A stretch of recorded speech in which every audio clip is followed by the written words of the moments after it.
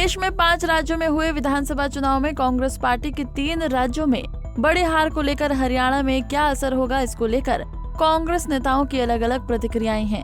आज गोहाना पहुंची कांग्रेस पार्टी की महासचिव और छत्तीसगढ़ की प्रभारी कुमारी शैलजा ने कांग्रेस के नेताओं को सीख देने की बात की।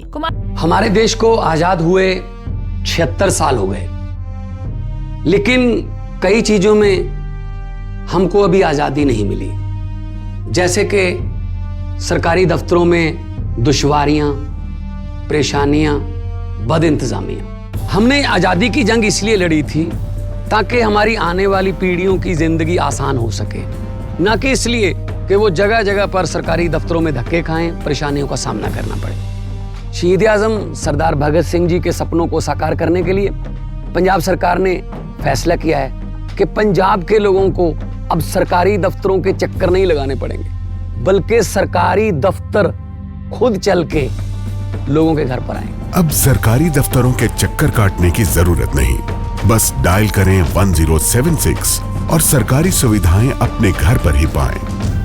पंजाब की भगवंत मान सरकार आपके द्वार। कुमारी शैलजा ने कहा कि तेरा मेरा छोड़कर सबको एक साथ काम करना चाहिए। 3 राज्यों में चुनाव में हार पर सभी की जरूरत है। देखो, कांग्रेस पार्टी के सभी मैं समझती हूँ कि अनुभवी नेता हैं और बड़े सोच समझकर बयान होने चाहिए, क्योंकि कांग्रेस पार्टी ऐसी पार्टी है जो आपने देखा होगा कि पूरे देश में कहीं आपने ऐसा नहीं सुना होगा कि कांग्रेस पार्टी पहले ऐसी अनाउंसमेंट कर दे।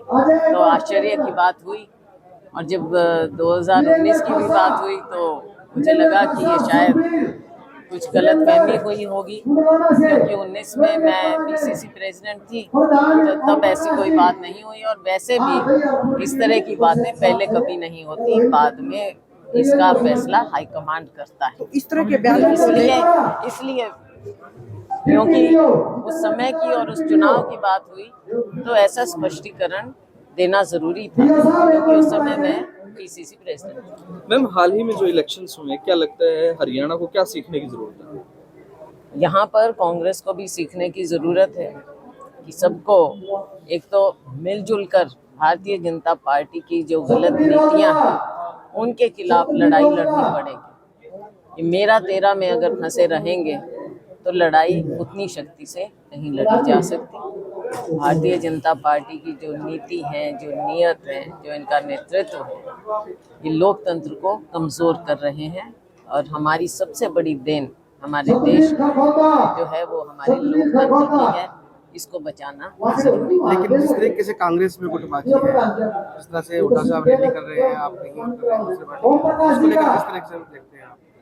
देखो, हम तो कांग्रेस पार्टी की बात कर रहे हैं, कांग्रेस पार्टी को मजबूत करने की बात कर रहे हैं, मेरा तेरा की बात तो नहीं कर रहे हैं। शैलजा ने कहा कि सभी को बीजेपी की नीतियों के खिलाफ काम करना चाहिए। बीजेपी की नीति और नीयत लोकतंत्र को कमजोर करने वाली है, इसलिए हमें लोकतंत्र को बचाने के लिए लड़ाई करनी चाहिए। वैसे कुमारी शैलजा ने भूपेंद्र सिंह हुड्डा की उस घोषणा की हवा निकाल दी जिसमें उन्होंने एक दलित, एक पिछड़े वर्ग और ब्राह्मण समाज डिप्टी सीएम बनाए जाने की घोषणा की हुई है। कुमारी शैलजा ने कहा कि उन्होंने पार्टी की राय बगैर ये कहा, क्योंकि आखिरी फैसला हाईकमान का होता है। गोहाना से सुनील जिंदल, पंजाब केसरी टीवी। हमसे जुड़े रहने के लिए हमारे YouTube चैनल को सब्सक्राइब करें और नई वीडियो की नोटिफिकेशन के लिए बेल आइकॉन को दबाएं।